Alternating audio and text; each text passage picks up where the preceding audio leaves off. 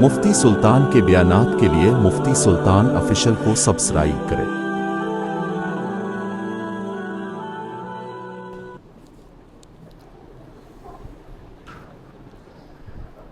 15 پارے مکمل ہو گئے الحمدللہ۔ سورہ یوسف کے بعد اللہ رب العزت نے سورۃ الرعد نازل فرمائی۔ اس میں ایک آیت کریمہ ہے، افمن یعلم انما انزل الیک من ربک الحق کمن هو اعمی انما یتذکر اولو الالباب،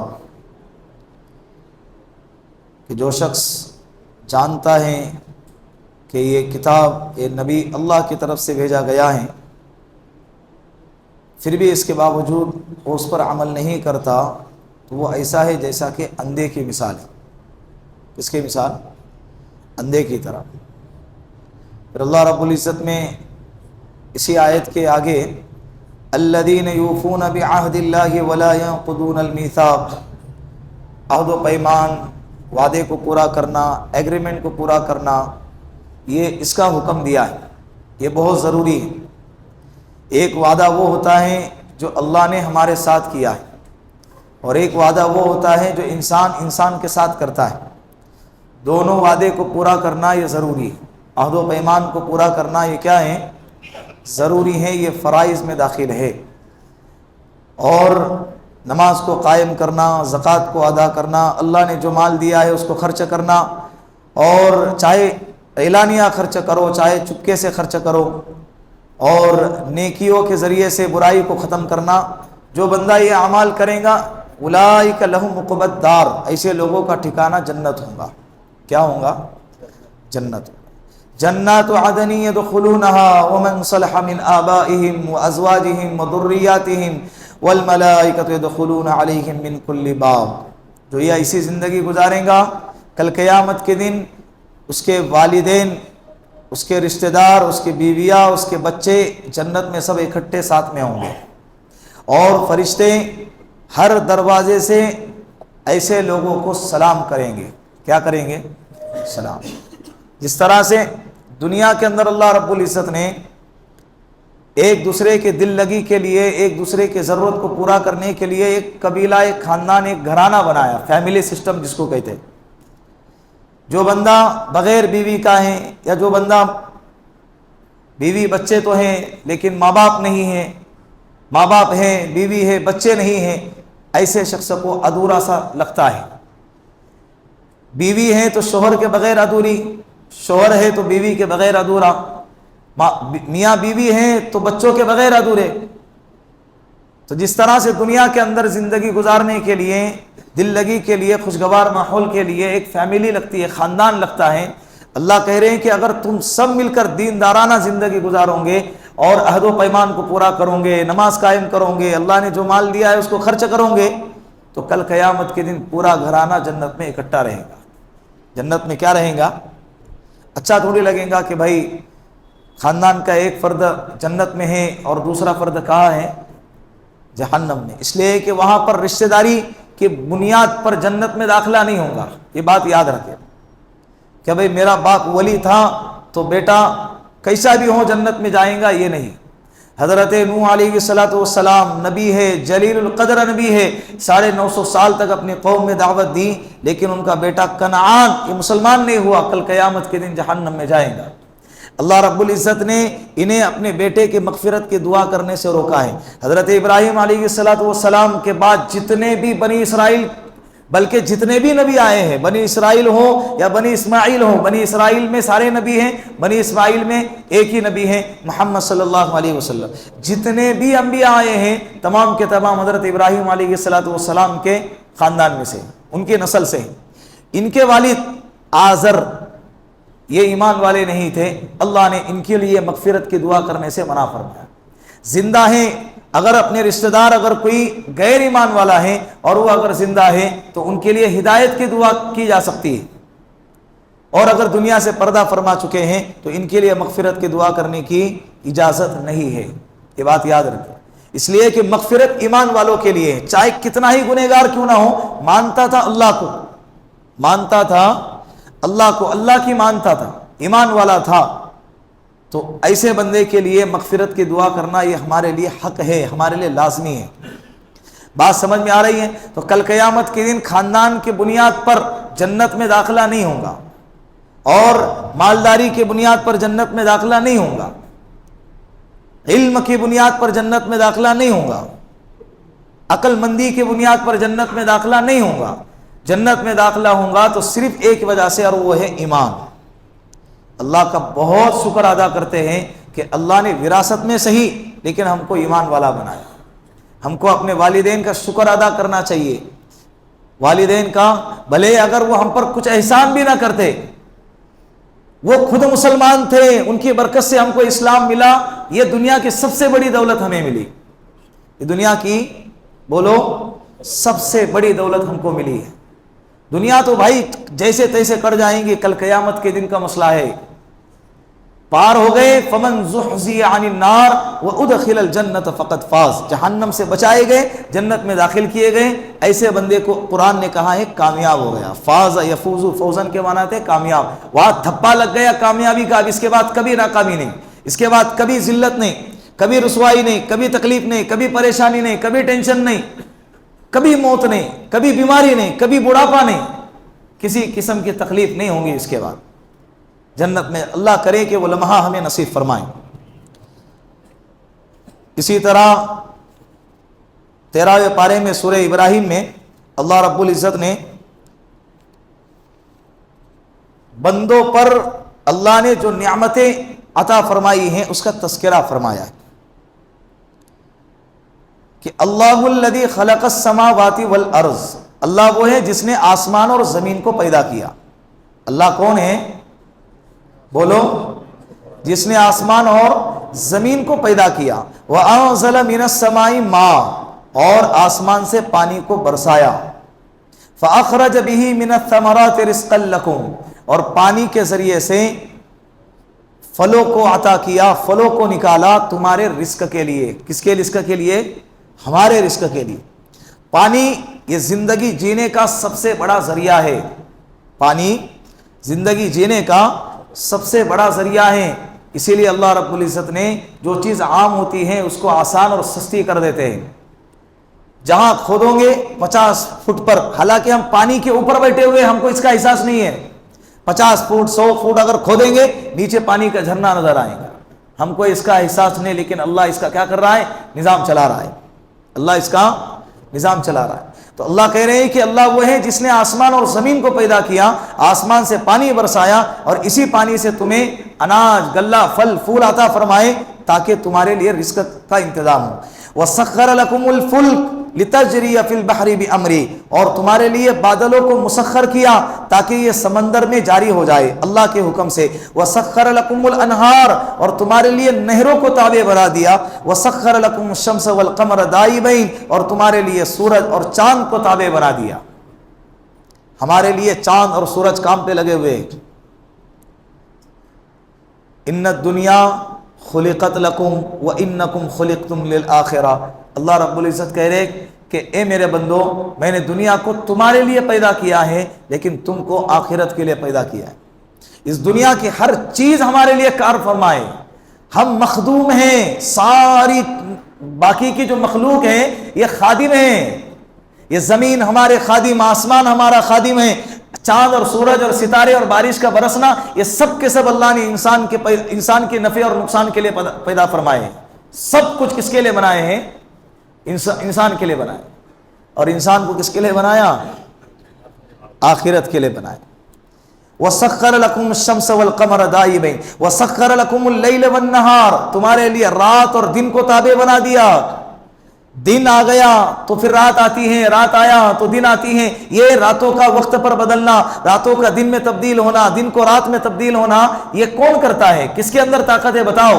آج تک کوئی سائنس ایسا پیدا نہیں ہوا ہے، سائنسدان ایسا پیدا نہیں ہوا ہے جو رات کو روک لے اور دن نہ آنے دے، یا دن کو روک لے اور رات نہ آنے دے۔ آج تک کوئی مائیکل والا ایسا پیدا نہیں ہوا ہے۔ یہ نظام کون چلاتا ہے؟ اللہ چلاتے ہیں۔ وَآتَاكُم مِّن كُلِّ مَا سَأَلْتُمُوهُ وَإِن تَعُدُّوا نِعْمَةَ اللَّهِ لَا تُحْصُوهَا، اللہ نے جو نعمتیں تم کو عطا فرمائی ہیں تم اس نعمت کو شمار بھی نہیں کر سکتے۔ نعمت واحد کا صیغہ استعمال کیا ہے، ایک۔ اللہ نے جو نعمتیں عطا فرمائی ہیں تم ایک نعمت کو بھی شمار نہیں کر سکتے. یہ آنکھوں سے نظر آنا دن میں کتنی مرتبہ دیکھتے ہیں, یہ ایک نعمت ہے, ہم اس کو گن نہیں سکتے.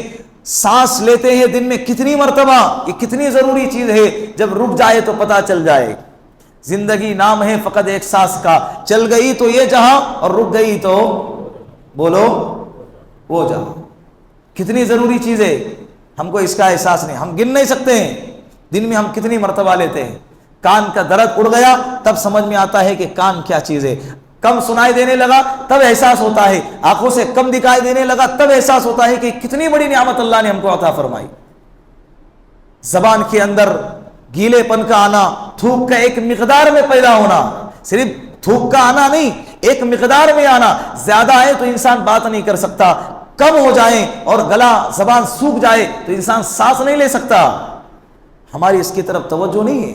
دن میں 20 دفعہ اللہ رب العزت اپنے قدرت سے انسان کے باڈی کے اندر خون کو فلٹر کرتے ہیں, جس کو ڈائلیسس کہتے ہیں. ایک ڈائلیسس کا 20 سے 15 ہزار روپے خرچہ آتا ہے. ایک دن کے اندر کتنی مرتبہ, 20 مرتبہ. تو اندازہ لگائیں کہ ایک دن میں ہم اللہ کا کتنا خرچہ کر رہے ہیں, اللہ کا کتنا شکر ادا کرنا چاہیے. اسی لیے اللہ کے رسول صلی اللہ علیہ وسلم نے فرمایا صبح میں چاشت کی 2 رکعت نماز پڑھا کرو. یہ پورے جسم میں 360 جو ہڈیاں ہیں نا, یہ جوڑوں کے بدلے میں صدقہ ہو جائیں گا. کیا ہو جائیں گا, صدقہ ہو جائیں گا. اللہ نے بہت نعمت عطا فرمائی. یہ گھٹنوں کا فولڈ ہونا, یہ انگلیوں کا بند ہونا کھل جانا, یہ بھی اللہ کی بڑی نعمت ہے.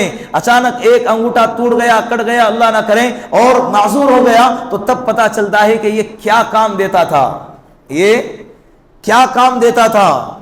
تو اللہ نے بے شمار نعمت عطا فرمائی, لیکن ہم اس نعمت کو شمار نہیں کر سکتے. ان الانسان لظلوم کفار. لیکن اللہ کہہ رہے کہ انسان تو بڑا ناشکرا ہے اور ظالم ہے.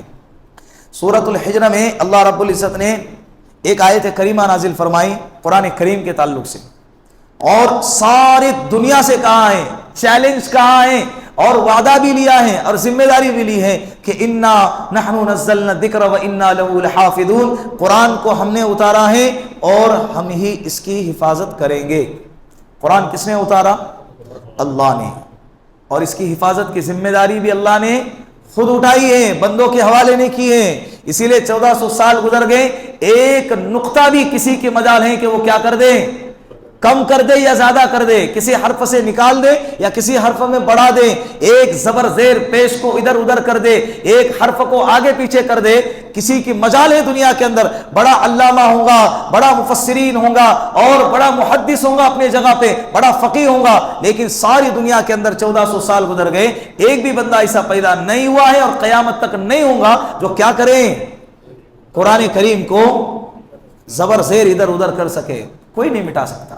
بہت لوگوں نے کوشش کی ہے, تاتاری قوم نے کوشش کی ہے, فرانس میں کوشش کی گئی ہے باقاعدہ مسلمانوں کو اسلام کی علامتوں کو مٹانے کی. قرآن کریم کو جلایا گیا, باقاعدہ کتب خانوں کو جلایا گیا. لیکن آج دیکھیں گوگل پہ اگر آپ سرچ کریں نا, سب سے زیادہ پڑھی جانے والی کتاب, سب سے زیادہ بکی جانے والی کتاب مارکیٹ میں جو آتی ہیں, سب سے زیادہ اگر کوئی کتاب ہے تو وہ کون سی ہے, وہ قرآن کریم ہے. یہ اللہ کا بڑا کرم ہے. ایک ویڈیو دیکھ رہا تھا سوشل میڈیا پہ, ایک بندہ ہے ہاتھ میں گیتا لے کر آیا ہے, بہت ساری لوگوں کو فری میں تقسیم کر رہا ہے, کوئی لینے کو تیار نہیں ہے. 10 جا رہے ایک لے رہا ہے, 20 جا رہے پھر ایک لے رہا ہے. پھر اس کے بعد دوسرا ویڈیو ساتھ میں لگا دیا, ایک بندہ ہاتھ میں قرآن کریم, باقاعدہ ایک چیئر ہے اس کے اوپر سارے قرآن کریم رکھا ہوا ہے اور فری میں تقسیم کر رہا ہے. وہ بھی فری میں بانٹ رہا تھا, یہ بھی فری میں بانٹ رہا ہے. لوگ لائن لگا کر لینے لگے, جس طرح سے شہد کی مکھیاں چھتوں کے ارد گرد ہوتی ہے, ایمان والے اس کے ارد گرد جمع ہو گئے قرآن کریم کو لینے کے لیے. یہ قرآن کی محبت کس نے ڈالا, اللہ نے ڈالا ہے. اسی کے حفاظت کے لیے یہ واحد کتاب ہے, یہ اللہ کی طرف سے امت کو بہت بڑا تحفہ ہے, اور اس کی حفاظت کی ذمہ داری اللہ نے لی ہے. 7 سال کا بچہ ہے, بات ٹھیک سے کرنے آتی نہیں ہے, ناک صاف کرنے آتی نہیں ہے, پاکی ناپاکی کے مسائل معلوم نہیں ہے, لیکن قرآن کریم سینے میں محفوظ ہے. کیا ہے قرآن کریم, 7-8 سال کا بچہ. اور میں نے 3-4 دن بلکہ 1 ہفتہ پہلے کہا تھا نا, بمبئی کی ایک لڑکی ہے 32 دن میں حافظ قرآن ہو گئی. کتنے دن میں, 32 دن میں حافظ قرآن ہو گئی.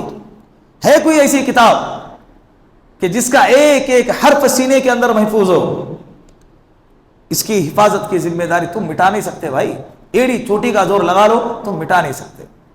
ایک شاعر نے کہتا ہے، ارے ہم تو اس دن بھی نہ مٹے جس دن ہم 313 تھے، ہم تو اس دن بھی نہ مٹے جس دن ہم 313 تھے، اب تو تم شمار بھی نہیں کر سکتے۔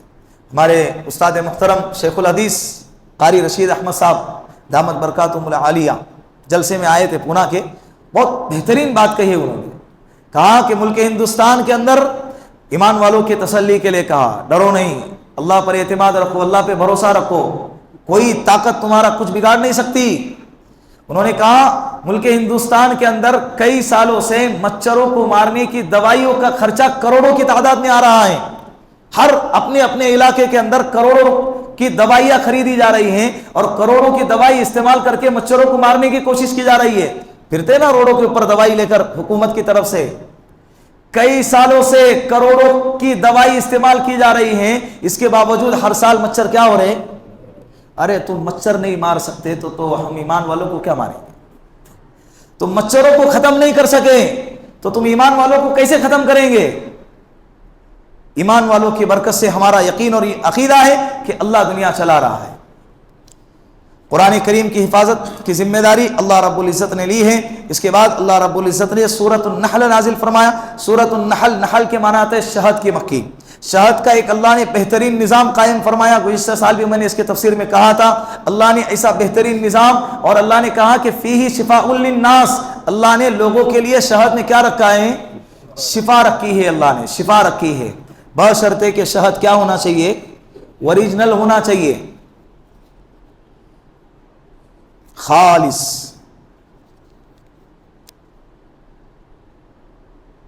واللہ انزل من السماء ماء فاحیا به الارض بعد موتها، اللہ وہ ہے جس نے آسمان سے پانی برسایا اور زمین کو زندہ کیا اس کے مرنے کے بعد۔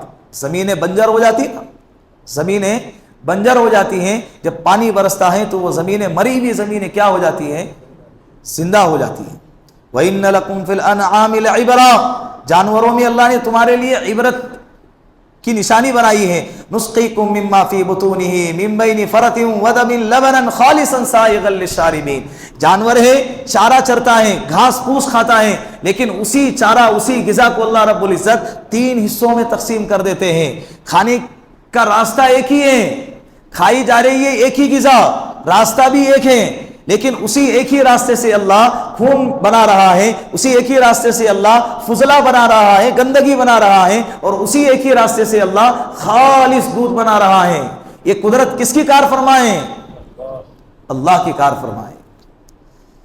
اس کے بعد بنی اسرائیل، سورہ بنی اسرائیل ہے، سورہ بنی اسرائیل کی ابتدائی جو آیت ہے، اللہ رب العزت نے ایک انوکھے انداز سے ابتدا فرمائی، سبحان الذي اسرى بعبده ليلا من المسجد الحرام الى المسجد الاقصى الذي باركنا حوله لنريه من آياتنا انه هو السميع البصير، پاک ہے وہ ذات جس نے اپنے بندے کو راتوں رات مسجد حرام سے اٹھا کر مسجد اقصی لے کر گئے اور معراج کا سفر کروایا۔ یہ سفر ہمارا عقیدہ ہے، جسمانی آنکھوں کے ساتھ، جسم مبارک کے ساتھ آپ صلی اللہ علیہ وسلم نے معراج کا سفر کیا ہے۔ یہ نہیں کہ خواب کا سفر ہے، یہ کس کا سفر ہے؟ جسمانی سفر ہے، اور راتوں رات ہزاروں کلومیٹر کا سفر راتوں رات طے کیا جا رہا ہے، مسجد حرام سے مسجد اقصی، مسجد اقصی سے 7واں آسمان، اور جنت جہنم کے مناظر دکھائے گئے، سدرۃ المنتہا سے آگے اللہ رب العزت سے ملاقات ہو گئی۔ کتنے دیر ملاقات ہو گئی، کیا باتیں ہوئی، اللہ جانے اور اللہ کا رسول اور حبیب جانے۔ یہ ساری چیزیں ہو گئی، پھر دوبارہ لا کے ان کو راتوں رات ان کو چھوڑا گیا۔ یہ اگر کسی انسان کا کام ہوتا تو یہ ناممکن ہوتا، اسی لیے اللہ نے جملہ استعمال فرمایا، سبحان الذی، پاک ہے وہ ذات کمزوریوں سے اور عیب سے اور نقصان سے، کمزوریوں سے اللہ کیا ہے؟ پاک۔ یہ انسانوں کا سفر ہوتا، انسانوں کے بس میں ہوتا تو ناممکن ہوتا۔ یہ کروانے والا کون تھا؟ اللہ تھا۔ یہ وقت اللہ کے قبضے قدرت میں، چاند سورج اللہ کے قبضے قدرت میں، اللہ اس کو جب چاہیں گے روکیں گے، اللہ اس کو جب چاہیں گے اللہ چلا دیں گے۔ اس کے اندر ایک اور آیت ہے ماں باپ کے حقوق کے تعلق سے، پھر اس کے بعد سورہ کہف ہے۔